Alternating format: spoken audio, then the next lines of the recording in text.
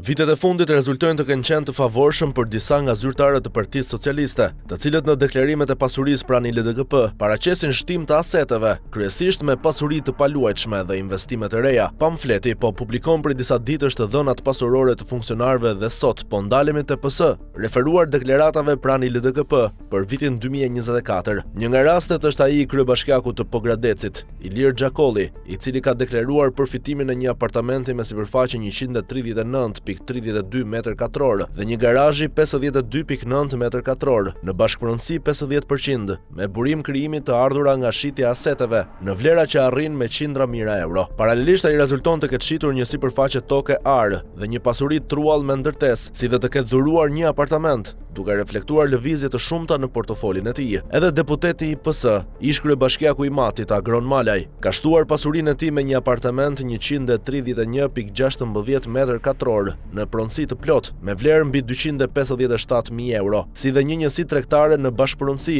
me burime të ardhura nga biznesi. Në të njëjtën linjë, në deklarimet e familjes së deputetit Bledi Çuçi, rezulton blerja e një apartamenti 60 m2 me vlerë 200.000 euro, i justifikuar me kursime dhe burime të tjera. Ndërkohë, kryebashkiakja e Durrësit, Emiliana Sako, ka përfituar një pjesë takuese të një apartamenti përmes trashëgimisë, ndërsa deputeti Ervin Hoxha deklaron përfitimin e një apartamenti dhe një garazhi përmes dhurimit. Në nivel vendor, kryebashkiaku i Kuçovës, Kreshnik Hajdri, ka deklaruar blerjen e një automjeti me vlerë mbi 10.000 euro, të siguruar nga të ardhurat nga paga. Të dhënat tregojnë një tendencë të shtimit të pasurive në radhët e zyrtarëve socialistë gjatë vitit 2024, kryesisht përmes blerjeve, trashëgimisë apo të ardhurave nga biznesi, nëse në disa raste shoqërohen edhe me shitje apo transferime të aseteve ekzistuese.